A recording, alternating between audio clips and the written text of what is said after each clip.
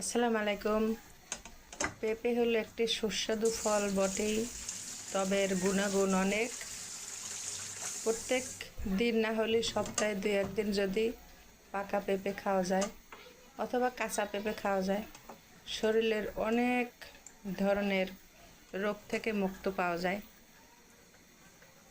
যাদের পেট বেশিরভাগ শক্ত থাকে তারা পেঁপে খেলে ইনশাল্লাহ পেটের সমস্ত সমস্যা দূর হয়। পেঁপে প্রত্যেকটা মানুষের খাওয়া উচিত, বিশেষ করে লিভারে যাদের সমস্যা তাদের জন্য পেঁপে খুবই উপকারী।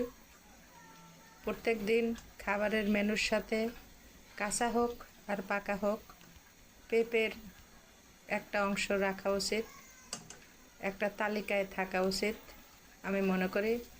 কারণ পেঁপেটা হলো শরীরের জন্য এত উপকারী যা বলে শেষ করা যায় না। তাই আমরা সবাই খাবারের তালিকায় পেঁপে রাখার চেষ্টা করব, পাকা হোক আর কাঁচা হোক। পাকা পেঁপে অনেকে খেতে চায় না, তবে কাঁচা পেঁপে রান্না করে খাওয়া যায়, ভর্তা করে খাওয়া যায়, ভাজি করে খাওয়া যায়, কোনো গোশ মাছের সাথেও রান্না করে খাওয়া যায়।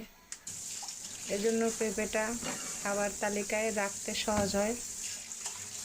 যে যেভাবেই খেতে পারেন, কোনো অসুবিধা নাই, তবে খাবারের তালিকায় রাখার জন্য চেষ্টা করাটা ভালো।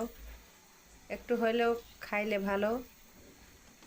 প্রত্যেক দিন এক টুকরা পেঁপে খাওয়া শরীরের রোগ একটু একটু করে কমে যাবে, প্রতিরোধ ক্ষমতা বাড়বে, মানসিক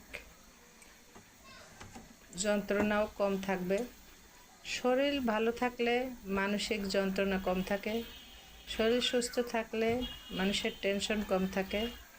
শরীরের উপর রোগ চাপিয়ে বসে থাকলে শরীর মন কোনোটাই ভালো থাকে না।